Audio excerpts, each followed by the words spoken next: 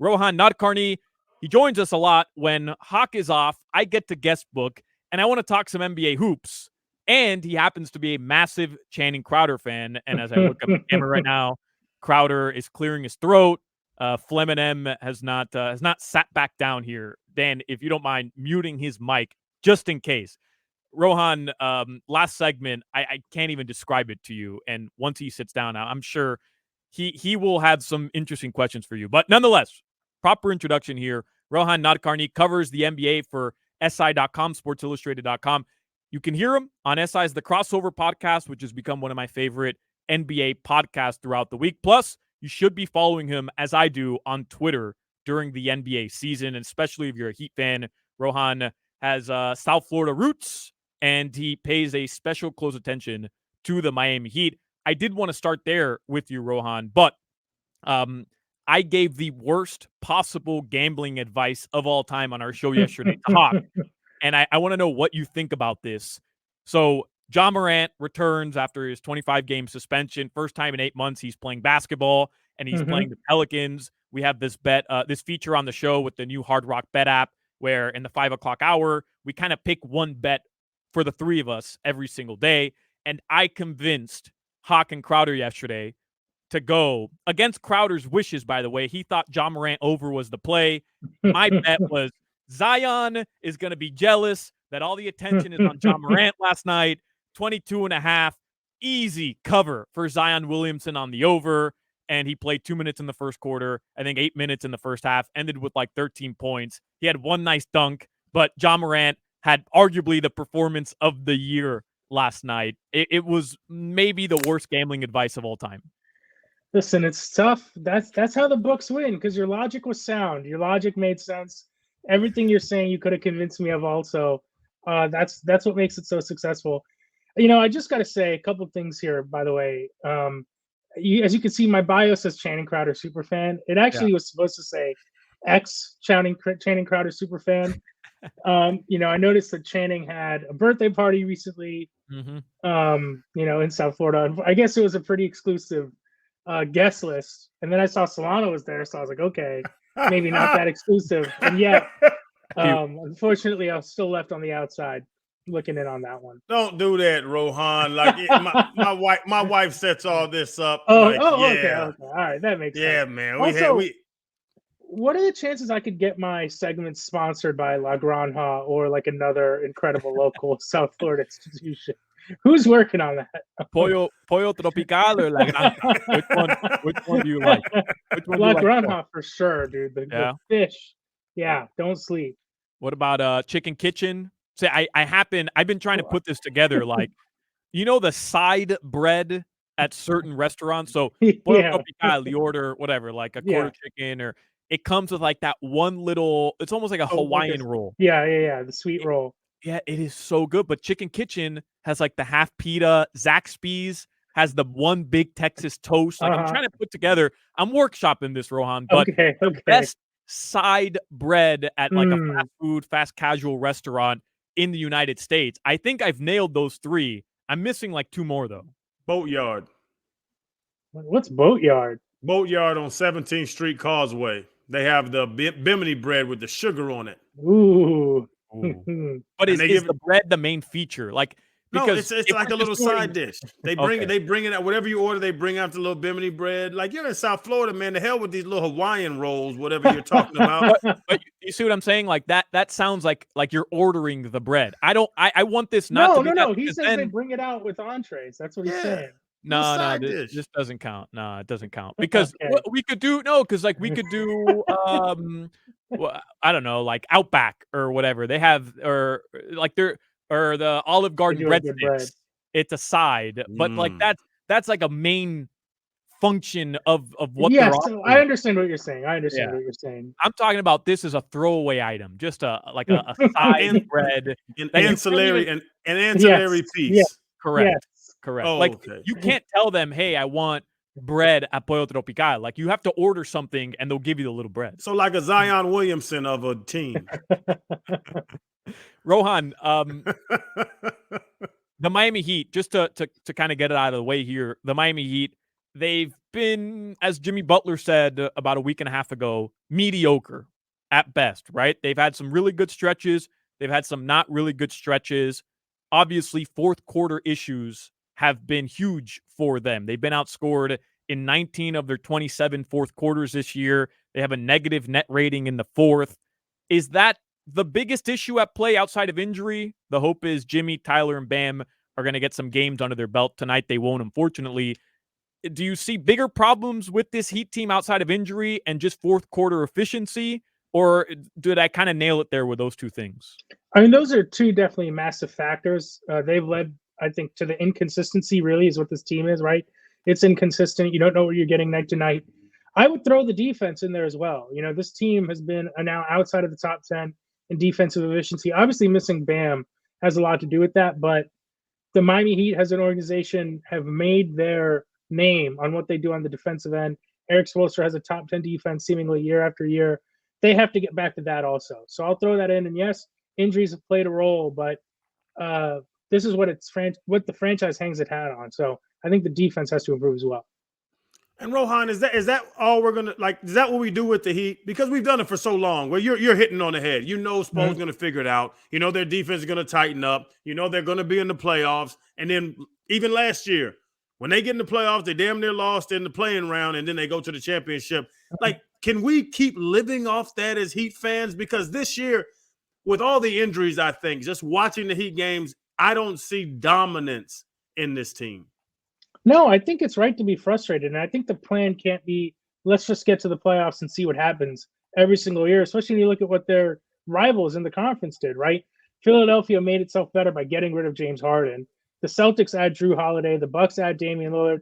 It's not just about trades for the sake of making trades, but when all your rivals improve and when you make it to the finals and fall short, that should be a sign that you need to make changes to your team. And obviously the Heat looked into making those changes. It's a lot easier said than done, but I think fans should be a little frustrated because this team proved that when it's playing its best, it can make a championship run. You don't see other championship teams, whether it's the Nuggets, the Celtics, the Sixers, Bucks, or whoever, just throwing their hands up at the regular season. So I do think the Heat have some issues they need to address. Yeah, but Jaime Jaquez Jr. is just so good, Rohan. Come on. I mean, the Heat, Crowder calls him Hacky Lacky Jr. because he doesn't want his name. You don't like Juan Wick? I know. I love Hacky Lacky Jr. I just can't say his name, so I renamed him. I think this team is deeper, Rohan. I really do, and I don't know if that translates to them getting over the mountaintop. I don't think it does. I wouldn't count them out of interest in trades, obviously, come trade deadline and this offseason. I mean, that's an evergreen statement with Pat Riley. But I do think overall this team is deeper in terms of talent on the bench and even perhaps in the starting lineup this year. But does it make them better than the Bucks? Probably not at this current stage, barring injury. And does it make them better than the top teams in the West like we saw last year? Yeah, probably not as of right now. Yeah, I think that's fair. But I also think you have to look at, does it make us better than the Knicks, who played really well this season? The Cavaliers have some injuries now, but there are other teams in the way. Philly, you can't take for granted that Philly's going to implode every year either. They look really good. So, I think that's fair. And it's also like, at the end of the day, how big of a difference does having a better 8th, 9th, and 10th man make in the playoffs when you haven't really improved your 1, 2, 3? And Rohan, this is something else we've been going through, just talking about it. And with the injuries, Tyler's been out, Bam's been out, Jimmy's been out. I don't really think Jimmy wants to play until it matters because even when Jimmy plays, Jimmy takes it easy for a lot of the time. And I love Jimmy Butler.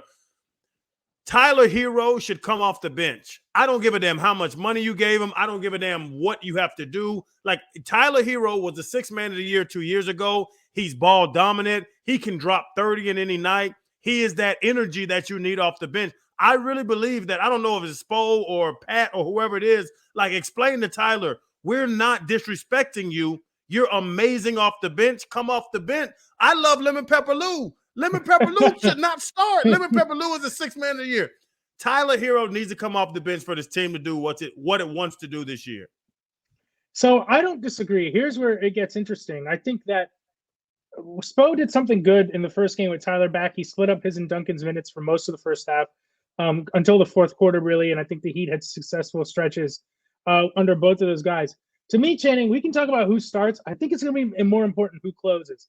Because in that game against the Timberwolves, we saw Herro and Duncan Robinson together on the court.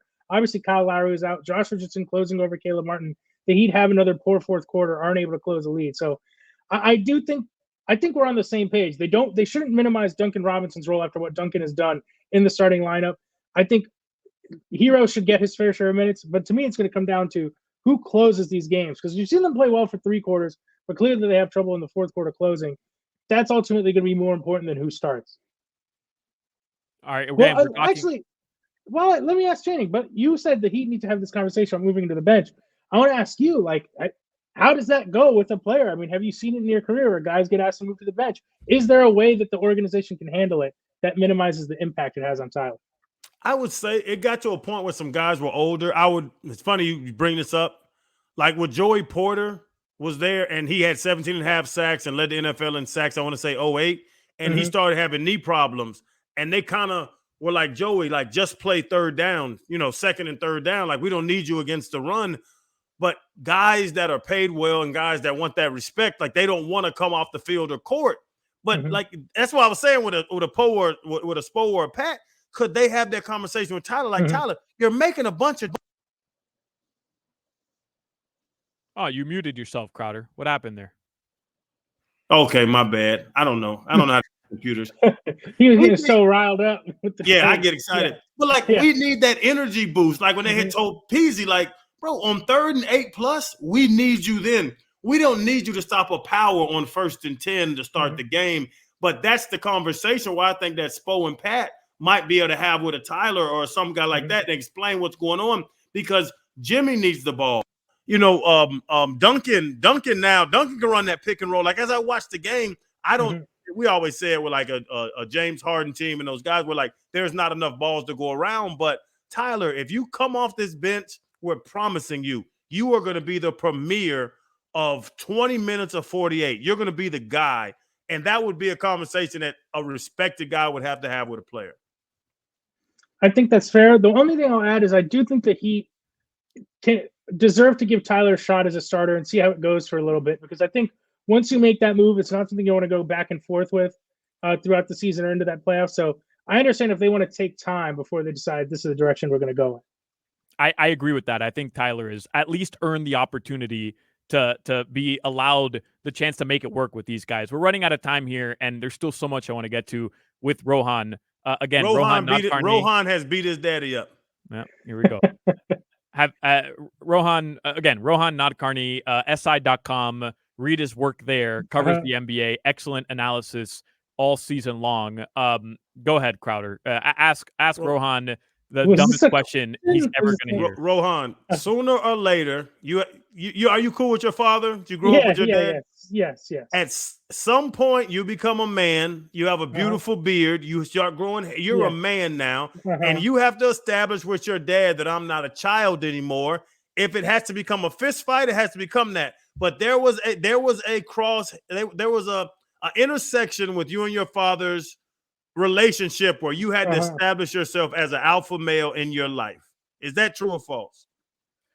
So I would say that maybe there's like a cultural difference here. Yeah. But I think I have to go through something similar to what you're talking about, but it's less of an alpha male thing and more of a we're on a level playing field now. You know what I mean? Like the criticisms, the comments, the concerns, they go both ways now. It's not a one-way street. So I do think there's a moment where you have to establish that. And I think it's similar, just not exactly the same. Crowder maintains that you had to put your hoof down. He had to put his hoof down. So yeah, you kind of have to be like, hey, no, if I'm gonna be wrong, I want to be wrong on my own. No. You had to put your hoof down. No, hey, influencer Crowder, TikTok bro, final boss. Keep that same energy, because with me, he's calling me a bitch. He's telling me that if I don't whoop my dad's ass, he's never gonna respect me. And Rohan and I are essentially saying the same thing. Like there's a mutual level of respect that your father acquires for you once you reach a certain age. And you said that makes me a beta. So keep that same energy. You're a beta. Crowder powder. Keep that same energy. Okay, Rohan.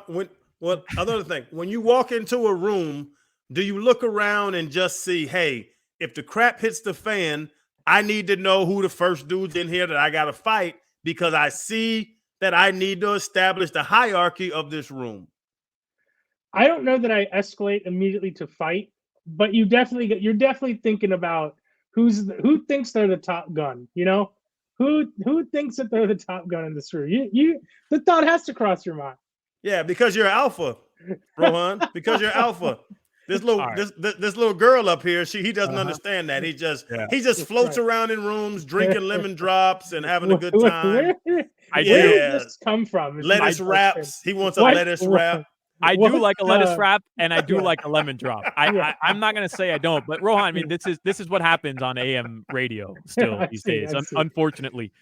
Before I let you go, and we're up against it, but I need to ask you this. I know you're always keeping a watchful eye on the Miami Dolphins. Mm-hmm. Dolphins, Cowboys coming up. Just overall, you feel good about the Dolphins going into their final 3 games this season?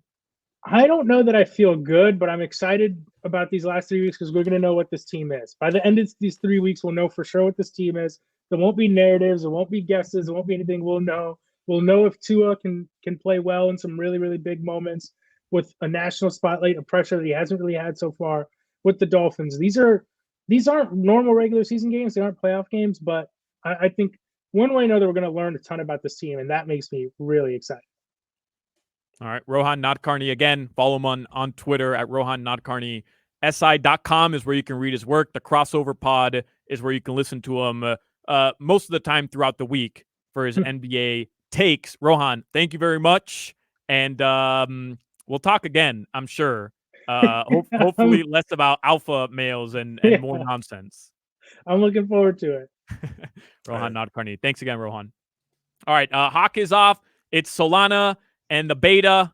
More Hoch and Crowder on QAM coming your way after this.